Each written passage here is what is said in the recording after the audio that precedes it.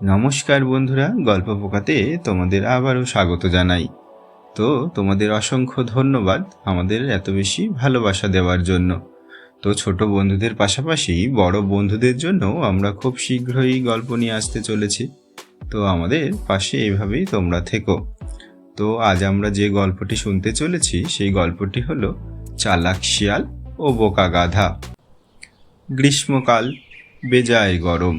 এক শিয়াল গরমে অতিষ্ঠ হয়ে তড়িঘড়ি চলতে গিয়ে আচমকা একটা কুয়ার মধ্যে পড়ে গেল। কুয়োটা খুব বেশি গভীর ছিল না, আর কুয়োর মধ্যে বেশি জলও ছিল না। শিয়াল এক গলা জলে দাঁড়িয়ে মুক্তির উপায় চিন্তা করতে লাগলো। তারপর বহুবার লাফ দিল, কিন্তু কুয়োর বাইরে বেরিয়ে আসতে পারল না। শেষ পর্যন্ত সে একটা ফন্দি আঁটল। কুয়োর পাশ দিয়ে কেউ না কেউ তো যাবেই, তাই সে জোরে জোরে বলতে লাগলো, আহা কি মিষ্টি জল, যেন শরবতের মতো। প্রাণ একেবারে জুড়িয়ে গেল। বারবার চেঁচিয়ে চেঁচিয়ে শিয়াল কথা বলতে লাগলো। শেষ পর্যন্ত একটা গাধা কুয়োর পাশ দিয়ে যাচ্ছিল। সে শিয়ালের কথা শুনতে পেল।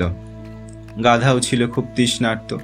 সে উকি দিয়ে দেখল একটা শিয়াল এক গলা জলে দাঁড়িয়ে আছে। গাধাকে দেখে শিয়াল জল খাবার ভান করতে লাগলো আর তাকে নেমে আসার জন্য বলতে লাগলো। গাধাও কোন রকম চিন্তা না করে কুয়োর মধ্যে লাফিয়ে পড়ল। সঙ্গে সঙ্গে শিয়াল গাধার পিঠে ভর দিয়ে এক লাফে কুয়োর বাইরে বেরিয়ে বনের মধ্যে দৌড় দিল। গাধা কুয়োর জলে দাঁড়িয়ে হাই হাই করতে লাগলো। তো ছোট্ট বন্ধুরা, আজ আমরা এই গল্প থেকে কি শিখলাম? দুর্জনের কথায় কখনো বিশ্বাস করতে নেই। তো ছোট্ট বন্ধুরা, আজকে আমাদের গল্প তোমাদের কেমন লাগলো তা অবশ্যই তোমরা কমেন্ট করে জানিও, এবং ভালো লাগলে একটা লাইক করে দিও এবং সাবস্ক্রাইব করে আমাদের পাশে থেকো। ধন্যবাদ।